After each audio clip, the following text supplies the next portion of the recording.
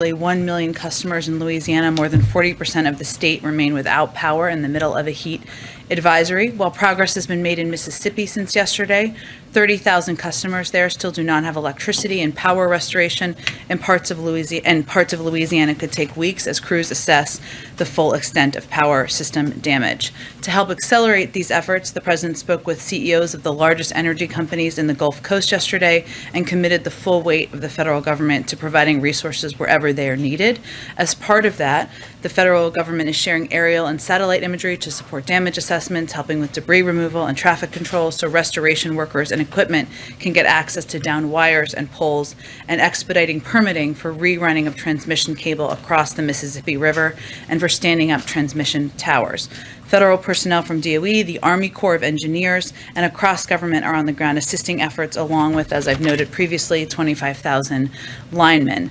Lack of power and damage to the healthcare facilities in Louisiana remains a significant problem. We are prioritizing the deployment of generators to locations most in need, and about 1,800 patients as of today have been evacuated from healthcare facilities with the help of additional ambulances that were pre-staged by FEMA.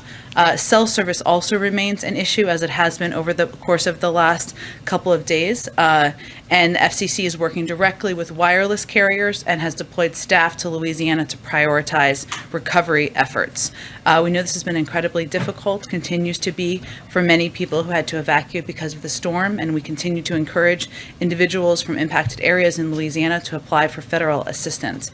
More than 31,000 households in Louisiana have already received a one-time $500 payment to support critical needs as a result of the major disaster declaration the President approved. I'd also note, this just went out, but in case you haven't seen it, on Friday the President will travel to New Orleans, Louisiana to survey storm damage from Hurricane Ida and meet with state and local leaders from impacted communities. We're just finalizing the details of this trip, so as more become available, we'll share them with all of you. Also wanted to note that today, the White House and agencies across the federal government, including HUD, Treasury, and the Federal Housing Finance Authority, are announcing steps that will create, preserve, and sell approximately 100,000 additional affordable homes over the next 3 years, with an emphasis on lower and middle ends of the market. These steps leverage existing authorities and dedicate additional resources to affordable housing. Specifically, they will boost the supply of quality, affordable rental units by increasing the financing available through HUD, Treasury, and FHFA programs for affordable and targeted housing production, including a relaunch of the Federal Financing Bank's risk-sharing program, expanded support for low-income housing tax credit, and increasing access to the Capital Magnet Fund. This will boost the supply of manufactured housing and 2 to 4 unit properties by expanding financing through Freddie Mac, which, along with existing policies, will enable more Americans to purchase homes. Last item, sorry, there's a lot going on today. Today, the White House, Treasury, and Code for America, a civic technology nonprofit, announced the launch of a new mobile-friendly and bilingual child tax credit (CTC) sign-up tool that is mobile-friendly and available in Spanish to make it even easier for more Americans who do not regularly file taxes to claim their child tax credit. And as you know, this has been an ongoing effort of this White House and the administration to reach every single person we can who's eligible, even if they are non-filers. We will link this new tool through childtaxcredit.gov, while the Code for America tool is an important and necessary resource to help more families this tax season. Treasury remains committed to creating a permanent, fully resourced, multilingual, and mobile-friendly government sign-up tool. That is a process that is underway. That is all I have to highlight for you this morning or this afternoon. Go ahead, kick us off. Great, thanks, Jen. 2 subjects. First on COVID. In Louisiana, state data suggests that about 10% of hospitalized patients are vaccinated. Is it still accurate to call COVID a pandemic of the unvaccinated? And could that phrase that's been deployed frequently by the White House possibly be counterproductive at this stage, protecting some Americans? Well, I would say first, we continue to track data closely through the CDC and all of our health and medical experts who do show that across the country, the vast majority of those who are hospitalized, vast majority, are individuals who have not been vaccinated. That has not changed. And any health and medical expert, whether it's Dr. Fauci, Dr. Collins, Dr. Walensky, will tell you that vaccination is very effective in protecting from hospitalization and death and serious illness. That is our objective, is to save more lives. So that hasn't changed our messaging. Secondly, obviously in Texas with the law with regard to abortion, the president said in a statement he will protect and defend Roe versus Wade. How does the administration plan to do that? Well, we put out a statement from the president this morning, but let me just reiterate some of the key points, and I will, of course, answer your question. As the president said this morning, its extreme Texas law blatantly violates the constitutional right established under Roe v. Wade and upheld as precedent for nearly half a century. It will significantly impair women's access to the health care they need, particularly for communities of color and individuals with low incomes. It also deputizes private citizens to bring lawsuits against anyone who they believe has helped another person get an abortion, which might even include family members, healthcare workers, front desk staff at a healthcare clinic, or strangers with no connection to the individuals. This further isolates individuals who are facing this tough choice. And I would note, for those of you who didn't see, people who report, these private citizens could get up to $10,000 for reporting somebody who's seeking an abortion. So our focus and the president's focus is to reiterate our deep commitment to the constitutional right, of course, established by Roe v. Wade nearly 5 decades ago, and to continue to call for the codification of Roe, something that the president talked about on the campaign trail, the vice president talked about on the campaign trail, and this highlights even further the need to move forward on that effort. Go ahead. Thanks, Jen. One on COVID and Afghanistan, a single on Afghanistan, specifically the boosters.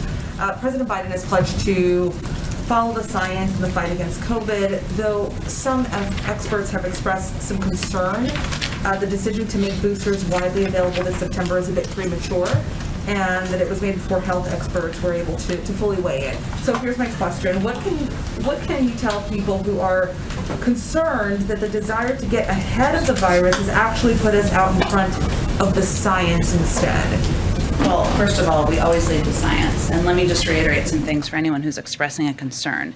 This was a decision made by and announced by the nation's leading public health officials, everyone from Dr. Rochelle Walensky, the head of the CDC, Dr. Janet Woodcock, acting FDA commissioner, Dr. Francis Collins, NIH director, and Dr. Fauci, director of the National Institute of Allergy and Infectious Diseases. They reviewed mountains and mountains of available data on vaccine effectiveness and made a clinical judgment that boosters would be needed and announced a plan to begin them in September, subject, of course, to the FDA and CDC processes to continue. We also know that there needs to be a plan in place to implement these booster shots around the country. But I will tell you that this was a recommendation made by our nation's leading health experts based on mounds and mounds of data. There will still be a final piece of this process that will be seen through, but our responsibility and our objective is to save more lives, protect more people, and as soon as this data, the science made clear that boosters would help do that, we wanted to put that information out to the public. The September 20th date, is that firm, that date to roll out boosters, is that a firm date? Well, it's based on and pending the final, subject to the final FDA and CDC processes, yes. Okay, and then one on Afghanistan. There's some reporting that we'd like to confirm regarding a call in July, between President Biden and former Afghanistan President Ghani. One, that local leaders appeared completely unaware that the Taliban would take over, and secondly, that they discussed plans to project that Afghan forces were still in control. Is that accurate? Can you tell us a little bit more about that call? Well, I'm not going to get into private diplomatic conversations or leaked transcripts of phone calls. But what I can reiterate for you is that we have stated many times that no one anticipated, the vast majority, I should say, there may have been individuals and agencies, so I don't want to eliminate that option, but our national security team and no one in Congress, or I would say most people out in the public, anticipated that the Taliban would be able to take over the country as quickly as they did, or that the Afghan National Security Forces would fold as quickly as they did. So even the content of the reporting is consistent with what we've said many times publicly. I'll also note something that the president said in his press conference around the same time of this reported phone call. The Afghan government and leadership has to come together. They clearly have the capacity to sustain the government in place. The question is, will they generate the kind of cohesion to do it? And what the president conveyed publicly and certainly privately as well, repeatedly to Afghan leaders, as did our national security officials, is that it's important that the leaders in Afghanistan do exactly that, lead, and show the country that they are ready to continue to the fight against the Taliban, that they have the will for the Afghan National Security Forces to continue that fight even as our U.S. forces leave. But did the president at that point in time have some sort of a perception that even the former president of Afghanistan didn't have that confidence in the Afghan forces? Is that why maybe he was pushing Ghani to be more stern and to be more confident? The president has consistently conveyed, and I just noted an example publicly, that the Afghan leadership at the time needed to do exactly that, lead. They needed to come together in a cohesive manner. They needed to be united. They needed to show the country and the Afghan people they were going to fight and they were going to lead through this transition, even as U.S. forces left. That is entirely consistent with what he has said publicly throughout. Go ahead. Thank you, Jen. One on Afghanistan, one on COVID as well. A few colleagues of mine have determined that there's roughly 17,000 Afghan refugees in military installations in 5 states here as of Tuesday, while another 40,000 remain at bases overseas. Curious, how many of those Afghan evacuees have other countries committed to resettling, or what is the status of those ongoing conversations? And will the U.S. resettle, or otherwise, will the U.S. resettle all of those 40,000 here in the United States? Well, not to refute the reporting of your colleagues, but just to note, the Secretary of Defense just confirmed it's about 20,000 who have come into the United States at a briefing earlier this afternoon. There is capacity, and we're working towards capacity at our military bases for up to 50,000. And again, this is not a place where people would live. This is a place where people would go. They would receive medical care and assistance and get connected with refugee resettlement organizations that are play a vital role as refugees come to our country from wherever they come around the world. We are also working with third countries on what their capacities are. I can't give you an exact breakdown now. It's a very important question, but that's exactly what our Department of Homeland Security, what our diplomatic team will be working through in the coming days, and I'm certain they will be providing updates as we have that established. You've talked about this a little bit, others have as well, but there are, of course, concerns among lawmakers, experts who've tracked this. They're saying previous arrivals of large numbers of refugees from different parts of the world, inevitably there may be a small handful who are eventually deemed a security risk of some kind. What reassurances can you make about the screening process and the attempts to make sure that somebody like that doesn't make his or her way here? I can absolutely assure you that no one is coming into the United States of America who has not been through a thorough screening and background check process. And there are many individuals, as you noted, who have not been through that process, and they have gone to lily pad countries as that process has been completed. It doesn't mean that that's because there's a flag. It means they have not completed their paperwork, and we were working to save tens of thousands of people. Hence, we evacuated them to these third countries. And then on COVID, is there any update on the U.S. decision to keep Europeans and Canadians from visiting the United States? There were a few public messages from ambassadors here in Washington, the EU ambassador, the Polish ambassador, among others, saying the time has come for vaccinated Europeans to be allowed entry into the United States. Our people deserve to be reunited with loved ones and to have the opportunity to visit this great nation. I know this is something a lot of people worry about. Just curious if there's a status report. Well, we certainly understand that and relate to that and know that people are eager to be reunited with loved ones, and that is something that's impacting many people around the world. I would note that we are right now working across federal agencies to develop a consistent and safe international travel policy. That has obviously been ongoing for some period of time. That includes travel from Europe and other countries around the world. And it is one that we want to be equitable. We want it to have standard requirements, so there's clarity, and so there's equity across how we approach it. This will involve, of course, efforts to step up protecting the American people. It may also involve ensuring that over time, foreign nationals coming to the United States are fully vaccinated, with limited exceptions. No decisions have been made yet, but that is a process that's ongoing. We certainly understand the interest in it being resolved and completed. Go ahead. Thanks, Jen. It's been now a couple days since U.S. troops left Afghanistan. I understand you have continued to say the mission will continue to bring people home through diplomatic and other ways. Yesterday, you guys at the White House didn't have an answer on whether any Americans or refugees had made it out. Is there an answer today? Well, again, this is an operation that's being overseen by our State Department from a diplomatic front. They have a briefing today. If there are updates to provide, they will provide them. But what we are working through And what we knew would not necessarily be operational the day after our departure are a couple of steps. One is how we can get the airports operational again. We're working with the Qataris, the Turks, and others who are being partners in this effort. The civilian side of the airport had a lot of destruction to it, and we need to make repairs in partnership with them so we can get airports and airplanes, I should say, up and running.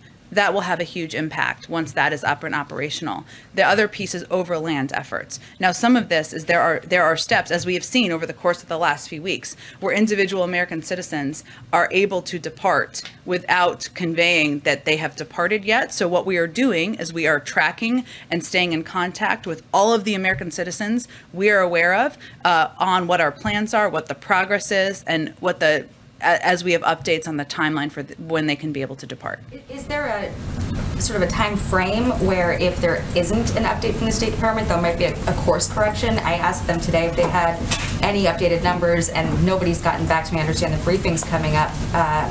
But is there a time frame where you guys will readjust? A course correction in what way? In terms of if we cannot say, for whatever reason, how many people have been able to leave since the U.S. forces withdrew, and we're not able to measure that, or we're not able to publicly release that, is there a plan to do something else so that that movement can happen? Well, today is September 1st. We ended our presence in Afghanistan yesterday, or on the 31st in Afghanistan. What we said at the time, and remains the case, is that we are focused on operationally moving forward on a number of fronts. There's the diplomatic front. We have more than half of the countries in the world who have agreed that the expectation we are going to press upon the Taliban is that people will be able to freely move, depart the country. There was a UN Security Council resolution signed, or passed, I should say, just 2 days ago. And now we are operationally working on both airplanes, so that can depart, or getting the airport up and operational, and overland departures. At the same time,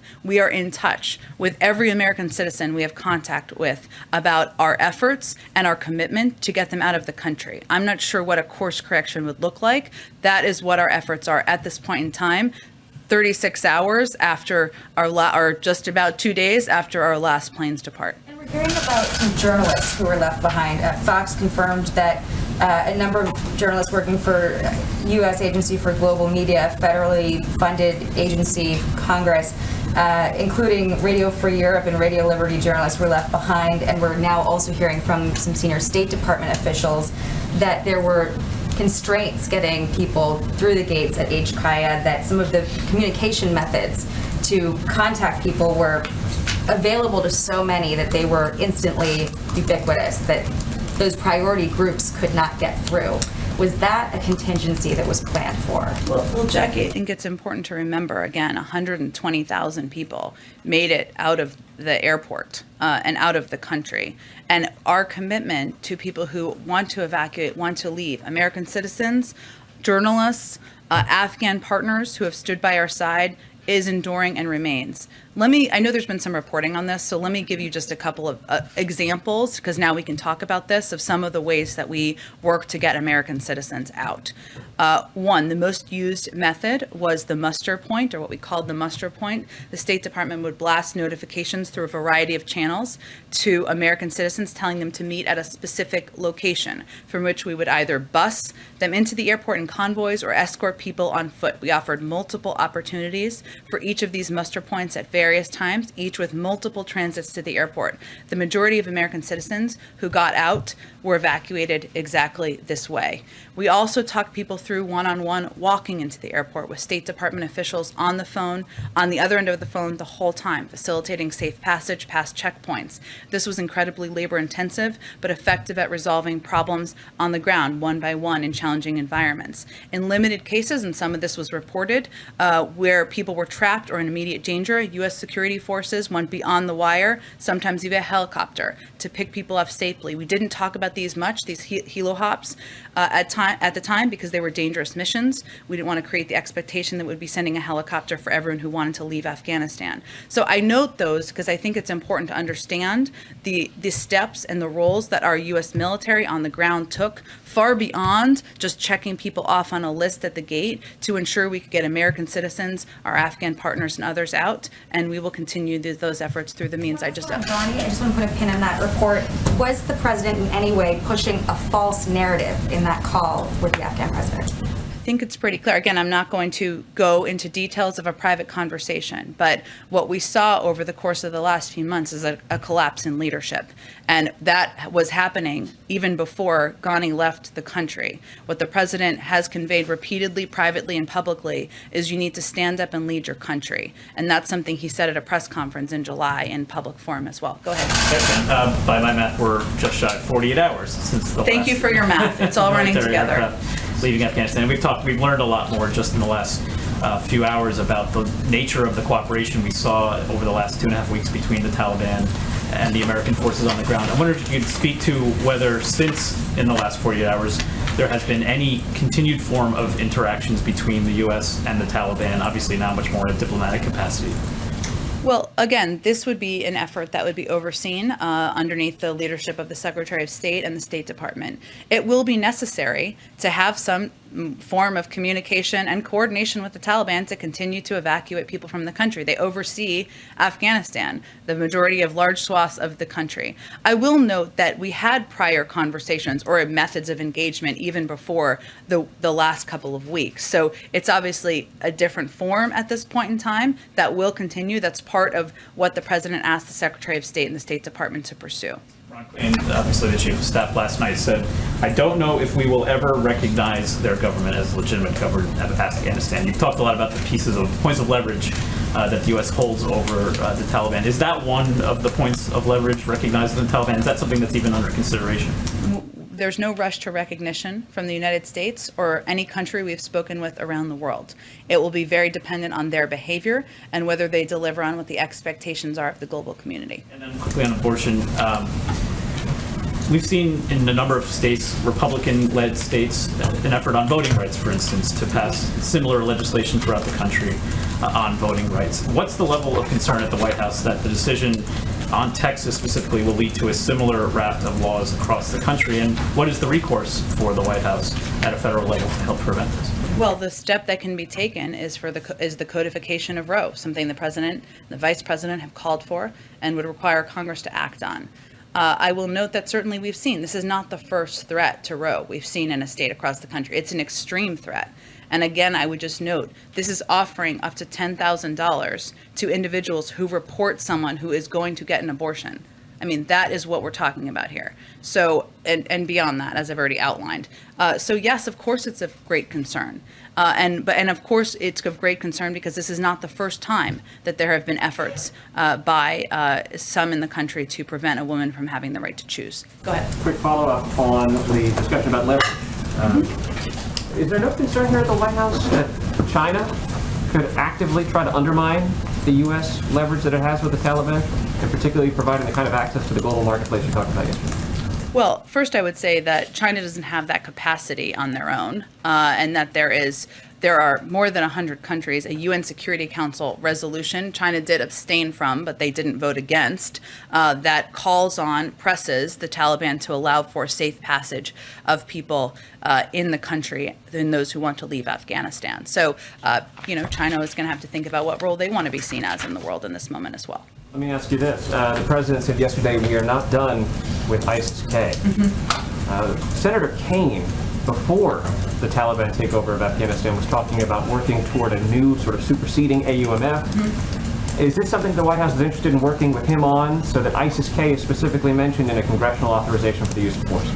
We've said in the past that we're interested in working with Senator Kaine on that, and that continues. I will note that in this case, ISIS-K attacked and killed 13 members of our armed forces. We have every right, self-defense, to continue to go after ISIS-K, and the president has made clear that's what he wants the military to continue to do. So future strikes on ISIS-K will be in the vein of self-defense?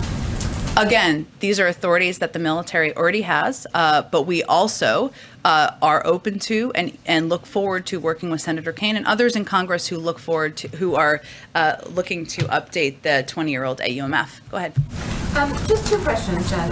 There's a bill in Congress called the Women's Health Protection Act that would protect abortion access from state laws like the one in Texas. Does President Biden support that? I'd have to look more closely at the specifics of the law. Obviously, codifying Roe, protecting a woman's right to choose is something the president's committed to, but I don't have the specifics of that law, or of that bill, I should say. And then just secondly, has the president met with either Federal Chair Jerome Powell or Lael Brainerd one-on-one in recent weeks? I have no meetings to report to you or read out for you. Broad question about the Zelensky meeting that's underway. Just the events, demands, phone calls that led up to the 2019 impeachment. I'm just wondering, did they factor in any way into the way the White House prepared for this meeting, specifically the fact that Hunter Biden was a key part of those conversations with the last administration and Zelensky? And did President Biden expect in any way, shape, or form to address that dynamic in today's meeting? No. Jeff? Jen, is the White House satisfied with OPEC's decision today to continue gradual increases in output? And can you give us a sense of what communication or contact the U.S. has had with OPEC members about that?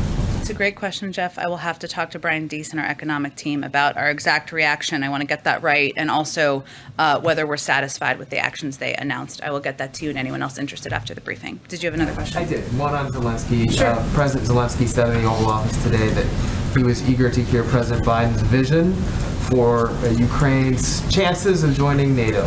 And he also said he'd like a time frame for that. What is President Biden's vision right now, and does he have a time frame?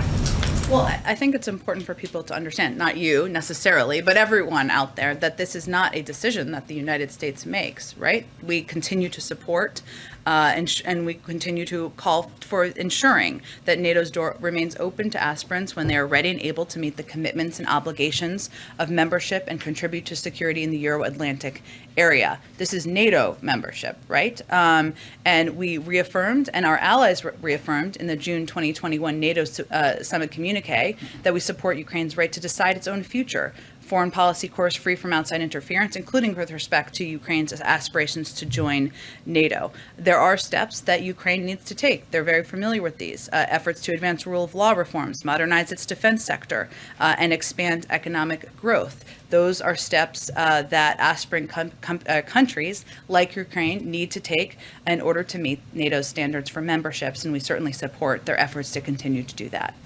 Go ahead. Today was the first day, and very many, they're all blending together at this point, that the president did not have a meeting in the Situation Room with his national security team. I know there's stuff not on the schedule, the public schedule, but does the president view this moment as a time where he can kind of shift at least some of his focus to the myriad of other issues that are on his plate that he wants to focus on or has wanted to focus on before the withdrawal became such a huge issue? Well, he did receive a PDB this morning, as is, of course, standard for most presidents, and those will certainly continue. Look, I think the president knows that his responsibilities and the multiple crises he will continue to have to face as president are part of his job description. And if there is a meeting warranted in the Situation Room with his military leaders, national security team about Afghanistan or any other issue, of course he's going to be there for that. But he also knows that part of his commitment to the American people is getting the pandemic under control, is addressing the hurricane and making sure that people in Louisiana and Mississippi and other states in the Gulf Coast know he's doing absolutely everything in his power to make sure they have power. I didn't even mean to say it like that, but and so he knows that he has to do multiple things as president in order to govern the country. So yes, of course, he will continue to work with his national security team on a range of issues, whether it's follow-ups, diplomatic efforts in Afghanistan, or of course, he's right now having a meeting with the leadership of Ukraine. But he also knows he has a commitment to address a range of issues to the public, and he'll continue to do that. Just one more quick one. One of your colleagues over at the State Department briefed reporters earlier today saying that anecdotally they thought a majority of folks in the SIV pipeline did not get out. I'm not minimizing the 100,000+ Afghans that did get out, but is there any particular specific frustration given the president's commitment to those who helped American personnel on the ground if a majority were not able to get out of the country? Well, first I would say that of the numbers, and I know Ed asked a question of this, and you all have been asking understandable questions about the breakdown of numbers of people coming out, and that is information we hope to have for you very soon. But 77% of the people who were evacuated were Afghans at risk. SIV applicants, P1, P2 applicants. Obviously, there's a range of programs, and the different names of them mean virtually nothing to most people in the American public, but that is a number that stuck out to me. From the largest airlift in U.S. history. Are there more people who want to leave Afghanistan? Absolutely. Are there more people who will be eligible for our programs? Absolutely. And that's why we are so focused on the diplomatic efforts that are being led by the State Department, including a presence in Doha, including efforts to engage with the Taliban, including efforts to work with the international community to make clear what we expect. What is also true is that every person who wants to leave Afghanistan and come to the United States is not going to be able to do that. And that is a sad truth, but it is something that it's important for people to also understand. But I will say, we still want freedom of evacuation and movement for people who want to depart. Go ahead. Thanks, Jen. As FEMA continues to roll out aid in the Southeast, and we just look at the historic nature of Hurricane Ida, is the administration or FEMA at all looking at ways to proactively identify people who may be eligible for disaster assistance, just given the process of applying, how Byzantine it may be for someone going through these circumstances? What we're trying to do is make it as easy as humanly possible, providing phone numbers, providing websites. As I noted, there are about 31,000 people who have already received checks from, or 30,000, or 31,000, I think I said, from one of these programs. So what we have done, and I've been giving quite extensive toppers on this each day to make sure you all have all the information you need, is we set up quite a bit of preemptive resources in the region. I know you're asking about economic assistance, and obviously we've worked to get that out the door as quickly as we can, but also to set up generators, food, water, FEMA resources, using all of the resources of government even before the storm hit. That is something that we tried to do to reduce the impact, save lives, make sure we're helping people as quickly as possible. And then just given President Biden's trip on Friday that around 90% of New Orleans is still basically without power, what precautions are you all taking to make sure that his trip to the city is not going to take away from relief efforts? First of all, we absolutely would not go if it would take away from relief efforts. And this is a trip that is being planned in close coordination with leaders on the ground to ensure it's the right time to go. But we are not going to go to any part of the state or visit any community where we would take away from relief and restoration efforts. I'd also note, as I said, at the beginning of this briefing, the president also spoke with the CEOs of the largest energy companies in the Gulf Coast yesterday and committed the full weight of the federal government. We know he knows how important it is for people to get power back on. That is air conditioning at a time where it's 90 degrees, right? That is people being able to be in their homes. Maybe they're in hotel rooms right now and they can go back. There's a range of reasons why, of course, turning the power back on is vital to the people of the state. We've seen some success in Mississippi, but he is pressing on that with every lever of the federal government. Go ahead. A quick question on the rebuilding of the Gulf and also the administration's infrastructure bill. Steel prices have doubled in the United States in the last 6 months. Is the administration ready to remove tariffs on steel in order to bring down the cost for the rebuilding efforts? I don't. I know there's obviously an ongoing review of a range of tariffs. I have nothing to report on that at this point in time. We're right now in the stage of recovery. There will be an extensive rebuilding stage, and we will continue to look for a range of ways we can provide resources from the federal government to play a role in that. But I don't have anything to preview at this point in time. And speaking of the tariff review, when can we expect the results of the China tariff review? And are you worried about customers paying higher prices for imported products at a time when supply chains are crimped around the world? Well, as you know, we have a very aggressive and ambitious supply chain effort to address challenges we're seeing in the supply chains. We also were impacted, or supply chains around the world were impacted a great deal by Delta, and we're working in part to address and help many countries recover from COVID so that we can get supply chains up and running.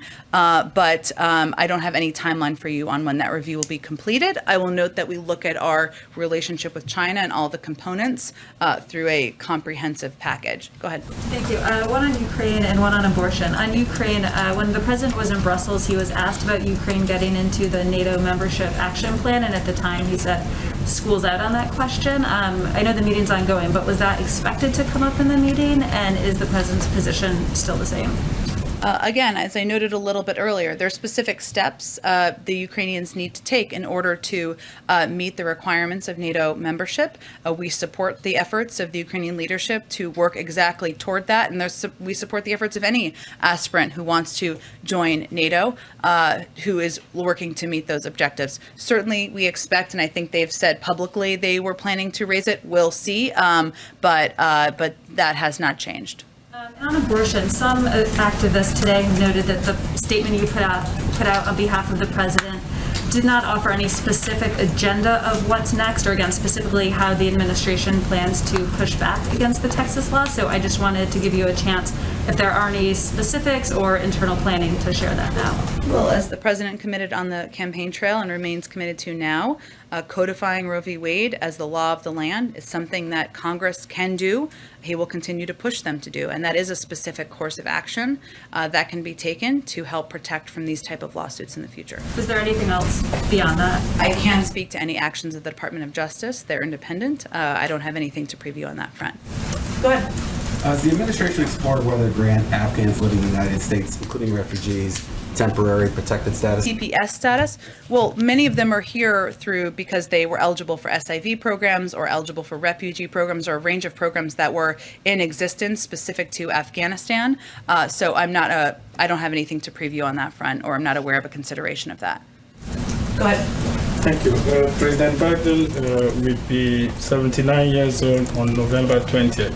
During the campaign, there was a lot of talk about how old he is and how he will not be able to survive at the White House, especially in time of crisis. But we've seen him during this crisis, the COVID crisis, the hurricane crisis, the Afghanistan crisis. Do you think that people those who call him Sleepy Joe, should apologize to him?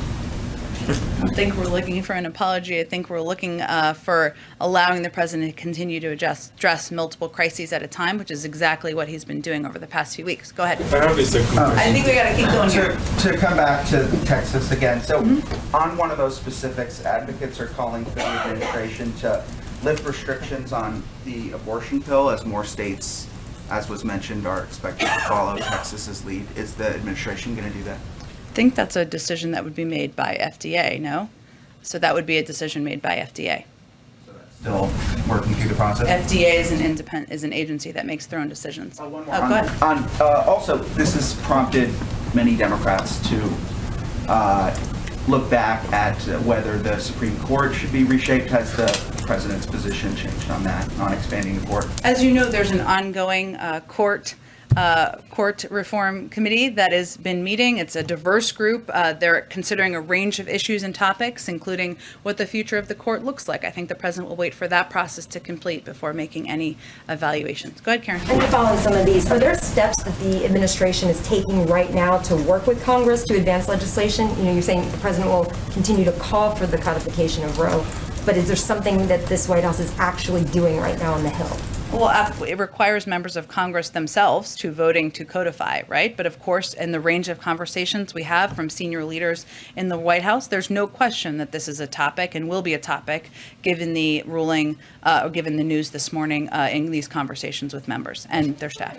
Vaccine rates. The White House COVID team has been touting some pretty good numbers on vaccination rates. Jeff Zients said the other day that there were 4 million more shots in August compared to July, more first shots. What does the White House think is driving that right now? And is there something specific that the federal government is doing to see that difference from July to August? There's a bunch of different data, and some of it is in your polling, frankly, from some of your news organizations. So I can't break it down for you, but what we've seen consistently as the three factors are mandates that have been put in place by companies, private sector institutions, and others. Fear of Delta, which is understandable. People are seeing horrifying stories on local news, on national news, of young people, in some cases children, being hospitalized, and that is scaring people, we hate for that to be the scenario, but that has certainly, we believe, prompted more people to get vaccinated. It is also possible that the FDA final approval has prompted more people to get vaccinated, but I don't have an exact breakdown, but certainly we've seen those as the three biggest factors recently. Go ahead in the middle. Thanks, Jen. How does the manner in which the evacuation was managed affect our relationship with the EU, considering some of the concerns on the pullout weren't listened to, and the U.S. hasn't removed certain sanctions added under the Trump administration? That's my first question. I'm not sure I totally understand your question. The last part was which sanctions? That the U.S. hasn't removed certain sanctions that were added under the Trump On the administration. Taliban or under who? Well, in Iran, like sanctions on Iran. So that was an issue within the EU. So some of those Wait, sanctions. are you asking me about Afghanistan or something else? I'm asking you about how does the manner in which the evacuation was managed, how does that affect our relationship with EU? And then those are some other concerns as well. Well, I would say first that one of the big groups we helped evacuate were some of the staff and partners from our allied countries, and many of them in Europe over the course of the last 2 weeks. That was done by the U.S. military in coordination with many of these countries. Two, we just got a UN Security Council resolution passed in coordination with a number of these countries to make clear to the Taliban what our expectations are. Three, these are many of the countries that work with us to help build a list of 100 countries, more than half the countries in the world, making clear we are united in what we expect from the Taliban. So I would say that is evidence of us working closely together. Also, what are we to make of the fact that, as soon as we pull out, you see Republicans discussing adding $25 billion to the Defense Authorization Act. But here, unemployment expires on Labor Day, forbearance on student loans is about to expire, and we're always talking about how we don't have money for human infrastructure, but we see this being put forward. You're absolutely right. I mean, I would say first, it was not the number one factor, but it did strike the president that we had been spending on average $300 million a day in Afghanistan. $300 million a day. We don't think that's something that most people in the public are tracking, but it's a war we fought for 20 years, spending $300 million a day. I'll let you all do the math on that. So that is certainly a concern, and certainly, as you noted, there are a range of areas, domestically, internationally too, where we feel that money could be better spent. Go ahead. Two foreign questions for you. First of all, on these muster points that were used in Kabul to evacuate people, were those used only for American citizens and permanent residents, or were they available to SIVs and vulnerable Afghans? And also, did the Taliban give any assurances or assist in guaranteeing those people safe passage? And did they make any stipulations about who could be evacuated under that specific regime? Well, first, yes, we did use meeting at locations to get others evacuated as well. I'll let the State Department, Defense Department go into any further details should they choose to. I would also note that while that was a way that a great number of American citizens were evacuated, there were also numbers who came, of course, through the gates, including Afghans and vulnerable Afghans who also came through the gates of the airport, especially in the earlier days of the evacuation. And clearly, as I noted, of the more than 120,000 people who were evacuated, 77% of them were at risk, were people at risk. And maybe that was the number that people come to the United States. I got to check on that number. But that makes clear that the Taliban, yes, they did allow more than 120,000 people, including the vast majority of them vulnerable Afghans, to get through. Whether we met them at a checkpoint, whether we got them through the gates, that is true. That does not mean we think the Taliban are good actors. We don't. But we needed to work with them in coordination to get this done, and as a result, it was the largest airlift in U.S. history. Russia and Saudi Arabia, just quickly on these reports that they've inked some military deals, has the administration reached out to Saudi about what appears to be Riyadh's concern that they can no longer rely on Washington? We are in touch with a range of partners, including leaders in Saudi Arabia. I'd point you to the State Department for any updated conversations with them. Sure. Okay. Thank you, everyone. Have a good day. We'll see you tomorrow. What about Americans left behind in Afghanistan, Jen? The president said the buck stopped with him. Can you care to elaborate on that? What does the president plan to do to get Americans back home? He also said yesterday he's getting them home, and we're going to do exactly that. Thank you, Jen.